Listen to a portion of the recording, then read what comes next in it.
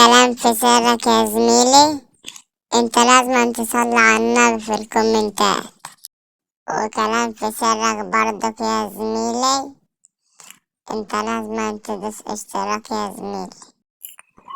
في يوم كده افطر قال لي تعالى بص كده عملت ايه. يا زميكس بلاش يا زميكس، ولع يا زميكس، انت بتكندر ايه يا زميكس؟ يا لهوي، هولع يا زميكس، بتعمل ايه؟ ده برد على ورا يا زميكس، والله ولعوا فيك هيتدمر يا زميكس. يا لهوي، افطار بيشعل النار.